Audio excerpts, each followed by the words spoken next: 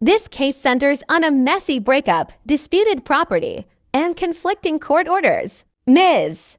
King and the defendant were in an on and off relationship for several years. When they broke up, they were living together in a house that was legally in the defendant's name, and he was paying all the bills. Ms. King claims that years earlier, she bought a car entirely with her own money, but the vehicle was titled in both of their names. After the breakup, she took the car and left. She also claims that the defendant gave her permission to stay in the house after he moved out, is something he strongly denies. According to Ms. King, the situation escalated when the defendant returned home, assaulted her, and later had her removed from the house because it was in his name. Weeks later, after a protective order was lifted, she says she returned to find all of her belongings gone. The defendant tells a very different story. He says the house was always his, they were never married, and he simply cleared out his own property. He also claims that Ms.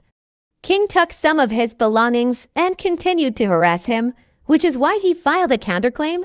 Judge Judy quickly shuts down the chaos in the courtroom, reminding both sides of one key fact. They were not married, and the house lease was in his name. The judge then focuses on the protective orders.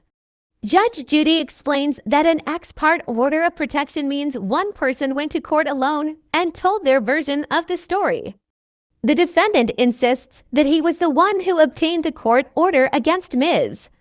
King, not the other way around. According to him, he left the house in late August, returned with sheriffs and a court order in early September, and had Ms. King removed. He claims all of her belongings were returned as ordered by the court, and then later, he even told the judge she could have the house. Judge Judy isn't impressed by the constant interruptions, and warnings are issued fast. The focus then shifts to the car. Ms. King states the car was purchased in September 2013 using only her funds, even though she and the defendant were living together at the time. She provides bank records highlighting where the money came from.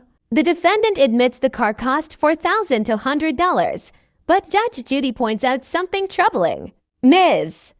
King wrote him a check for $4,690 during that same period. When asked to explain the check, the defendant claims $3,500 went to a lawyer for a custody case. The rest was money he had previously given her for clothes. Judge Judy immediately shuts that explanation down.